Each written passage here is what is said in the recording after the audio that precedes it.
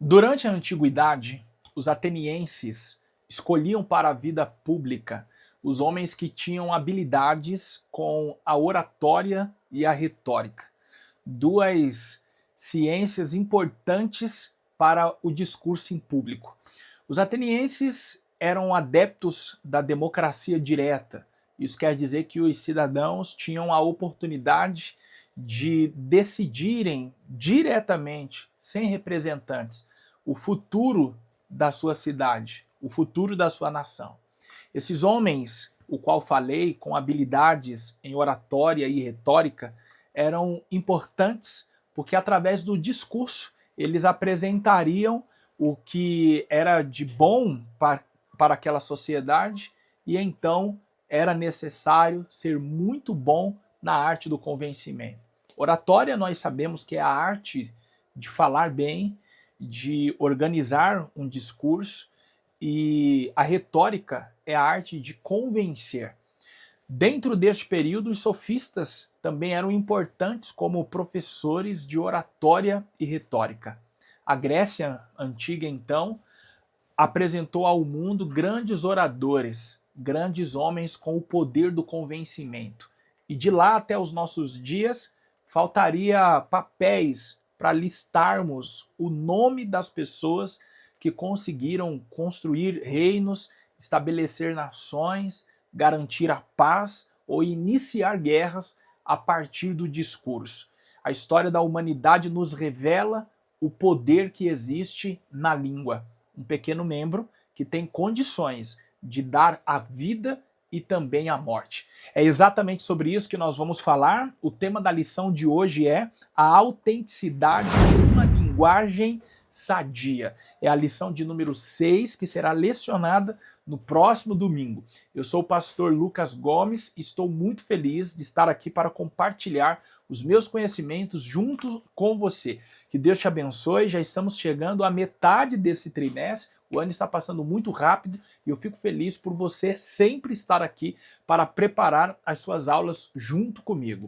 Eu quero agradecer então as pessoas que têm acompanhado este canal, têm deixado o seu like, têm se inscrito, têm ativado o sininho. Isso é muito importante porque eu tenho percebido que todas as semanas temos inscritos, os números de visualizações têm aumentado.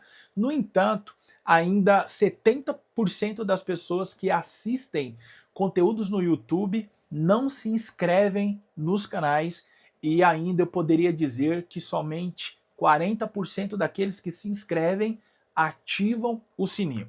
Por isso, então, eu quero pedir a você que é novo por aqui, que ainda não se inscreveu, para se inscrever, ativar o sininho. Isso é muito importante, até mesmo para você que já é inscrito e ainda não ativou o sininho. Para que ele serve? Todas as vezes que você abrir o YouTube, você verá uma notificação informando que tem um conteúdo novo aqui neste canal. E você já sabe que tudo aqui é voltado às Sagradas Escrituras, então eu quero muito que você seja abençoado com os conteúdos que são postados aqui. Vamos então para o que mais nos interessa, que é a lição de número 6, que terá por título A Autenticidade de uma Linguagem Sadia. Nesse trimestre nós estamos debruçados na carta de Tiago e agora nós chegamos em um capítulo importante deste livro, que é o capítulo 3, e estaremos aí a observar os versículos de número 1 a 12, a qual Tiago nos fala sobre o poder, a natureza da língua. E ele também nos diz sobre os cuidados que precisamos então ter com ela. O primeiro tópico nos fala sobre a necessidade de dominar a língua. O segundo tópico, os perigos de uma linguagem descontrolada. O terceiro tópico, características de uma linguagem sadia e irrepreensível. Vamos então ao primeiro tópico. A necessidade de dominar a língua, a responsabilidade dos mestres. Com base no versículo 1 do capítulo 3 da carta de Tiago, o qual nos diz: meus irmãos, muitos de vós não sejam mestres, sabendo que receberemos mais duro juízo, porque todos tropeçamos em muitas coisas.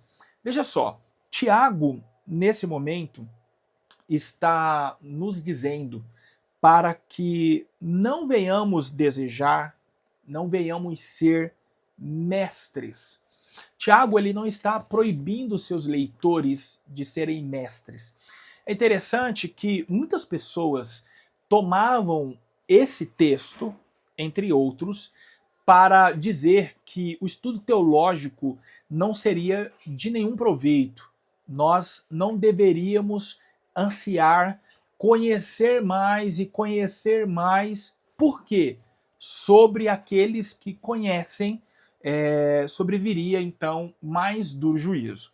Se isso fosse de fato verdade, a carta de Tiago estaria totalmente em contradição com o que Paulo nos diz aos Efésios no capítulo 4, dizendo que Deus deu uns para pastores, evangelistas, mestres e doutores. Então veja que Deus deu à igreja alguns para serem mestres. O que Tiago aqui está dizendo no capítulo 3 é que uma pessoa por si só não deve desejar isso. Aí, conectando com o ensino do apóstolo Paulo aos Efésios, uma pessoa não deve desejar isso sem ser chamada. E aí, Tiago explica, por causa da responsabilidade que pesa sobre os ombros desse mestre. Esse mestre, ele não ensina um grupo de alunos quaisquer. Ele ensina a noiva. Ele ensina a igreja. Se nós observarmos, o dom de mestre não está somente sobre os ombros dos pastores, mas dividimos essa função com os nossos pastores. Você que é professor ou superintendente de escola dominical, diante da sala, exerce a função de mestre. Você divide com o líder da igreja, o pastor, a responsabilidade do ensino. E se nós observarmos, nós então conseguimos estar mais próximos dos irmãos do que os nossos próprios pastores. Porque se percebermos em um culto de ensino, os irmãos não recebem a oportunidade para interagir, para perguntar ou até mesmo responder perguntas por causa do tempo que é disponibilizado para o ensino. Na escola dominical é totalmente diferente. Você tem um tete-a-tete com o estudante. Ele pode lhe perguntar, você também pode lhe questionar. Então, dentro desta comunhão, o ensino ele é estabelecido de uma forma muito mais eficaz em alguns casos do que nos cultos de ensino. E aí eu estou falando pelo fato do estudante poder participar. Não estou querendo dizer que o professor de escola dominical ensina melhor do que o seu pastor. Eu só estou dizendo que o propósito do ensino, muitas das vezes, é alcançado com muito mais objetividade, porque nós sabemos que o ensino não acontece somente através da exposição, mas principalmente através da participação do estudante. Então nós aprendemos muito ouvindo, vendo e também praticando, questionando, perguntando. E isso acontece muito na escola bíblica dominical. Então veja a responsabilidade que está sobre os seus ombros, professor, professora.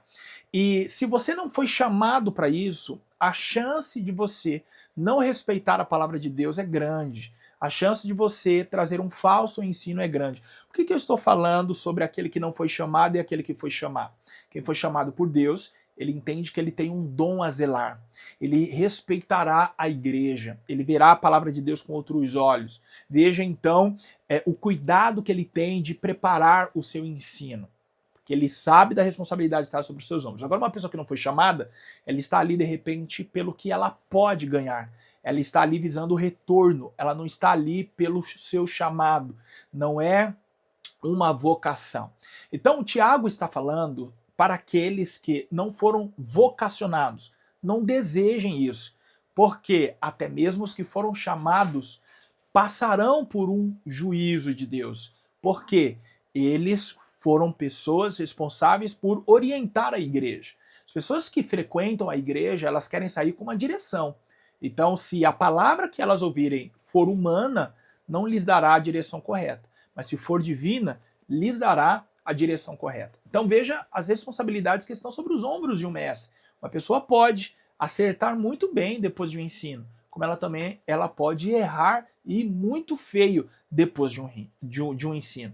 Pessoas se firmam com Cristo, outros se desviam da presença de Deus também por causa de ensinos. Então, sobre os ombros do mestre pesa uma grande responsabilidade. Então, nós precisamos, quer seja exercendo o ofício de mestre, de músico, de cantor, de pregador, não importa o que nós vamos exercer na casa de Deus, nós precisamos entender que sobre nós pesa uma grande responsabilidade. Então, Tiago, ele ressalta essa responsabilidade. O segundo subtópico nos fala assim, ó, o poder da língua. Tiago, então, explica o porquê ele está dizendo àqueles irmãos para que eles não desejem ser mestres. Aí ele diz, porque todos tropeçamos em alguma coisa. Então, Tiago está dizendo assim, que pelo fato de tropeçarmos com facilidade, nós precisamos então tomar cuidado com aquilo que falamos. E se pudermos então falar menos, será melhor. Então veja, um chamado para um ensino já tem dificuldades. Quanto mais uma pessoa que não foi chamada. O terceiro subtópico, do primeiro tópico ainda, nos fala sobre o impacto da língua. Quais os impactos? Por que Tiago está tão preocupado com a língua? Aí, o comentarista nos diz assim, ó, Tiago faz uso de uma ilustração para ampliar a compreensão e o impacto da língua. Ele compara a língua ao freio que dirige um cavalo e ao leme que controla um navio. Embora a língua seja um pequeno órgão do corpo humano, ela pode direcionar uma vida inteira para o bem ou para o mal. Eu quero olhar esse trecho aqui do terceiro subtópico como os impactos positivos. Depois eu falarei dos impactos negativos, mas agora os impactos positivos da língua. Tiago está dizendo, fazendo aqui uso de uma metáfora, que a língua pode ser comparada a um leme que dirige um grande navio, ou até mesmo ao freio que coordena a direção de um cavalo. Com isso, nós podemos então perceber que, positivamente falando, a língua ela controla pessoas, nações, grupos, reinos. Veja que um conselho pode salvar uma vida. O que está envolvido nesse conselho? A língua. Então, um conselho pode salvar uma vida. Uma orientação pode dar direção para uma pessoa que está perdida. Uma palavra pacífica pode acabar com uma guerra. Veja, se você for casado e for homem que estiver me assistindo agora, foi através da língua, talvez você conquistou a sua esposa, sua noiva, sua namorada, ou se você ainda não é, mas será através da língua que você conquistará, no sentido de ser galanteador, falar palavras bonitas. Então veja que a língua, quando ela usada em seu sentido positivo, ela traz benefícios para aquele que a usa e para aqueles que o cercam. A língua ela pode trazer, então, bênçãos. Agora, o segundo tópico nos fala sobre os perigos de uma língua descontrolada. Aqui eu vou falar sobre os impactos negativos. Por quê? Tiago agora faz uso de uma outra metáfora para nos dizer que a língua é como um fogo. E aí ele diz assim, ó, versículo 6 do capítulo 13 de Tiago. A língua também é um fogo, como mundo de iniquidade. A língua está posta entre os nossos membros e contamina todo o corpo, e inflama o curso da natureza, e é inflamada pelo o inferno. Então, Tiago está dizendo que a língua é como um fogo. E veja que fagulhas pequenas de fogo incendeiam uma floresta. Então, a língua ela tem o poder de destruição. A língua ela tem o poder de morte. Vejam então vocês que uma mentira pode conduzir alguém à morte. Uma notícia falsa pode conduzir alguém à morte. Nós vivemos na época da tecnologia e nós precisamos tomar muito cuidado com as fake news, as notícias falsas, onde pessoas se prestam ao desserviço de mentir sobre situações, sobre pessoas, e isso pode causar impactos destrutivos. Então, a língua ela pode causar uma guerra, além de causar mortes, a língua ela pode causar destruições, a língua pode acabar com famílias, a língua pode acabar com pessoas. Então, nesse segundo tópico, professor, você irá trabalhar os impactos negativos da língua. O último parágrafo desse tópico fala bem assim, ó: mentir, difamar, alimentar o ódio, criar discórdias, incitar a luxúria e etc. Muitos dos pecados que são cometidos têm sua origem na falta de controle da língua. Então, essa próxima aula ela servirá para orientar os nossos estudantes a tomarem cuidado com aquilo que eles falam. Lembra daqueles textos que nós já citamos em aulas passadas sobre sermos prontos para ouvir e tardios para falar? Ou seja, quanto menos usarmos as nossas línguas, será melhor. Obviamente que Tiago não está proibindo nós de falarmos, mas Tiago está dizendo que se nós escutarmos, ponderarmos, entendermos a situação, será muito melhor na hora de falar. O terceiro subtópico, então, do 2, nos diz assim, ó: a incapacidade de domar a língua. Tiago afirma que nenhum homem pode domar a língua. É um mal incontido, cheio de veneno mortal. O termo grego utilizado aqui é kakos, que significa uma natureza perversa, no modo de pensar, sentir e agir. Pessoa desagradável, injuriosa, perniciosa, destrutiva, venenosa. A comparação é como uma víbora, cujo veneno é tão mortal quanto os insultos, calúnias, maledicências, mentiras. Embora difícil, o controle da língua é essencial para evitar as armadilhas do mal e para se viver uma vida piedosa. Tiago ele disse assim, ó, no versículo 8: mas nenhum homem pode domar a língua. Que homem será que é este que Tiago está pensando? Porque se nós observarmos nas Sagradas Escrituras também, nós perceberemos que o homem que não consegue domar a sua língua é aquele que é guiado pela carne. Agora, o homem que é guiado pelo Espírito, ele tem autocontrole, ele é temperado, ele tem domínio próprio. Então, a língua é um instrumento poderoso que pode domar o nosso corpo, nos autodestruir. Quem nunca se viu prejudicado por algo que falou ou teve que pedir desculpas por aquilo que falou, pois de repente não tinha a intenção de magoar, de ferir ou de causar o dano que causou. Então a língua ela é perigosa. No entanto, é possível dominar a partir do momento em que você é dominado pelo Espírito Santo. Então, se você for dominado pelo Espírito Santo, o Espírito também dominará a sua língua. Agora, um homem comum, um homem sem o Espírito de Deus, ele não consegue dominar a sua língua.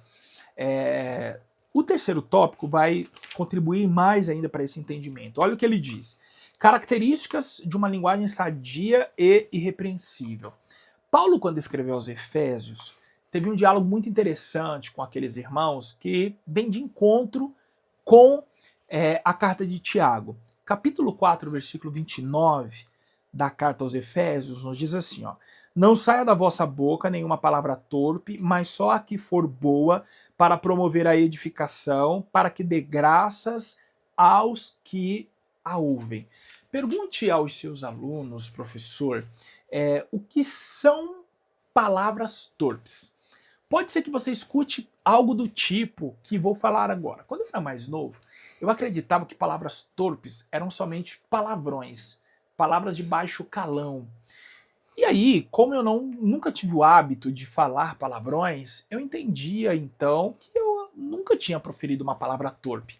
Mas se nós lermos o texto, ele nos diz assim, ó: não saia da vossa boca nenhuma palavra torpe, vírgula, mas só a que for boa para promover a edificação e dar graça aos que a ouvem. Então isso quer dizer que palavras torpes, elas têm duas características. Primeiro, elas não produzem edificação, e segundo, não dá graça àquele que a ouve.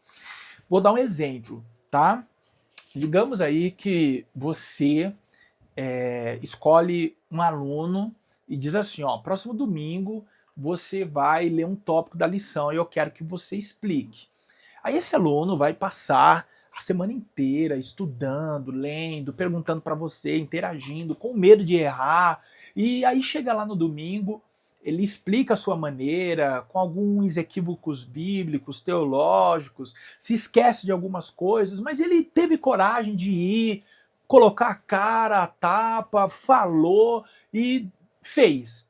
Aí chega um outro colega e fala assim, nossa, hein, meu, se fosse para fazer assim, era melhor nem ter ido. Aqui Paulo diz que foi proferida uma palavra torpe. Por quê? Essa palavra vai edificar a pessoa, vai encorajar ela a pedir outra oportunidade, a fazer melhor. Muito provavelmente essa pessoa vai se entristecer e não vai querer mais ter outras experiências. Agora, se esse mesmo colega chegar e falar assim, rapaz, que aula top. Aí a própria pessoa, sabendo que não foi bem, vai falar, não, mas eu não fui tão bem, eu me esqueci de algumas coisas, eu cometi alguns equívocos. Aí a pessoa diz assim, não, mas isso é normal. Acontece com todo mundo teve a primeira vez, e outra, todo mundo erra. Olha, eu acho que se fosse eu lá, eu ia errar bem mais do que você. Mas ó, segue nessa aí, continua. Vai dar certo. Da próxima vez, meu, daqui a pouco você leciona aí, nem tem mais as dores de agora. Essa pessoa ela vai voltar para casa com graça. Olha o que o apóstolo Paulo diz. Foi uma palavra que trouxe graça a quem ouviu. Animou, fortaleceu, deu coragem. Então, muitas pessoas prestam um desserviço ao reino, proferindo palavras torpes. Quantas pessoas você conhece que dizem ter saído da igreja porque uma palavra foi dita que os magoou? É bem verdade que todos nós precisamos estar firmes em Cristo e palavras não podem justificar o abandono da fé. No entanto, existem pessoas que são fracas na fé e palavras são suficientes para tirá-las da igreja. Eu caminho para o fim dessa aula citando a você o texto que Paulo nos traz na sua primeira carta aos Coríntios, no capítulo 10, dizendo que não temos o direito de perder aquele a quem Cristo morreu para ganhar. Então, nós precisamos, muitas das vezes, até ficar em silêncio para não perder uma pessoa. E aí eu me volto para a lição, no terceiro subtópico, que nos fala sobre nossa fala deve ser um reflexo da nossa fé em Cristo. Nossas palavras são um reflexo daquilo que temos em nossos corações. Então, se o seu coração estiver cheio de palavras boas, da sua boca sairá somente palavras boas. E aquilo que nós falamos reflete aquilo que cremos. Se você crê em Cristo, jamais você proferirá palavras que não produzirão edificação. Eu já deixo a você um convite para a próxima aula, que terá por título Autenticidade e Sabedoria. Fevereiro já vai chegar no meio, rápido, é um mês desse tamanho. Isso quer dizer que daqui a pouco o trimestre acaba. Então não esquece de ativar o sininho, se inscrever e compartilha essa aula com alguém. Tenho certeza que muita gente, até mesmo adultos, deverão assistir essa aula. Deus abençoe você. Até a próxima.